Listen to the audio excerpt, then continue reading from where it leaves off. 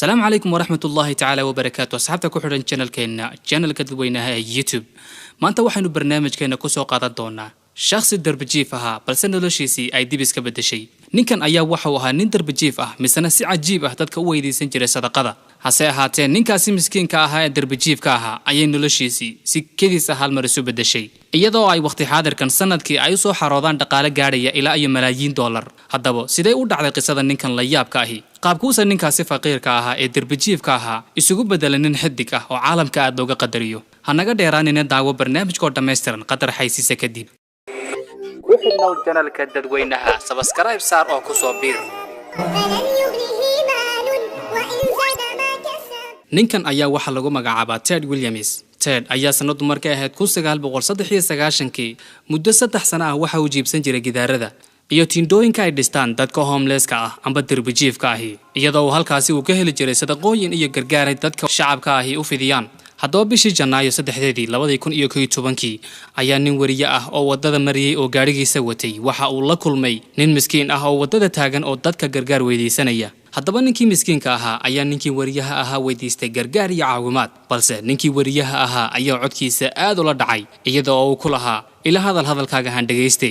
ninkii wariyaha ahaa oo codkiisa si cajiib ah ooga helay ayaa waxa uu ku yiri xoogay lacago dollar ah ayaan ku siinayaa bal codkaaga han duubtay maqashii.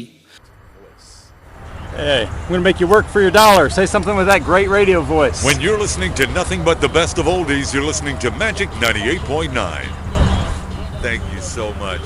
haddaba muuqaalkii koobnaa ee uu maalintaasi ka soo duubay ayaa barta YouTube-ka si kadis ugu dhex baahay iyadoo ay hal maalin gudaheeda ku daawadeen dad gaadhaya 1 milyan oo qof walba oo daawaday ayaa codkiisii la dhacay. haddaba isla maalintii xigtay ayaa Ted waxa uu ku noqday shakhsi caan ah. ninkaasi derbijiifka ahaa ee Mareykanka ahaa isla markaana Ilaahay ku galladaystay dhuuntaasi dahabiga ah ayaa waxa uu daadihiye ka noqday TV Mareykan ah. intaasi kadibna TV kala duwan ayaa wareysiyo la yeeshay waxna ka weydiiyay noloshiisii hore iyo qaabkay ahayd. waxa uu yiri kadib markii aan ka fariistay shaqadii askarinimada ahayd ee dalka Mareykanka waxa aan shaqooyin ka helay idaacado kala duwan oo dalka Mareykanka ah. muddooyin dheer ayaa aan ka shaqaynayay idaacadaha raadiyoga waxa aan ku dadaali jiray inaan ka dhabeeyo himilooyinka ku dugan qulubtayda. lacag waan helay meel fiicanna waan gaadhay gawaadhina waan iibsaday. in badan himilooyinkaygii waan ka dhabeeyay hase ahaatee dib ayay noloshaydii ka fashilantay kadib markii ay jiidatay mowjad iga kala dhantaashay dhammaanba waxyaabihiin ku haminayay inaan gaadho. waxa ay baabiisay dhaqaalahaygii noloshaydii reerkaygii taasi oo ahayd aniga oo faraha la galay cabitaanka khamriga iyo isticmaalka daroogooyinka. waxa iga tagtay xaaskaygii oo iga kaxaysatay caruurtaydii noloshaydiina waxay ku dambaysay derbijiifnimo iyo inaan dadka dawarsado. Ted waxa uu noloshiisa soo maray waqtiyo aad u adag iyada oo uu waayay dhammaanba waxyaabihii uu hantinayay marka laga reebo codkiisii macaana ay dadka ku raaxaysan jireen iyadoo Ilaahay subxaanahu wa ta'aala si kaliisa ugu soo celiyay haybadiisii iyo sharaftiisii.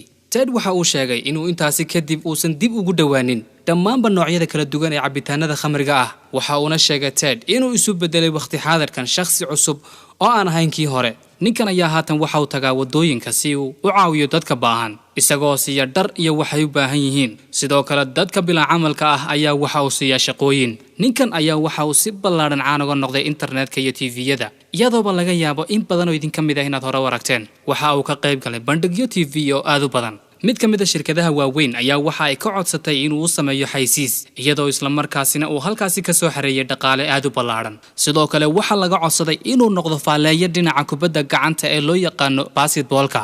askarta iyo dadka kale isbarteen ayaa waxa ay aad u xiiseeyaan inay la sheekaystaan oo la baashaalaan oo ay waqti la qaataan.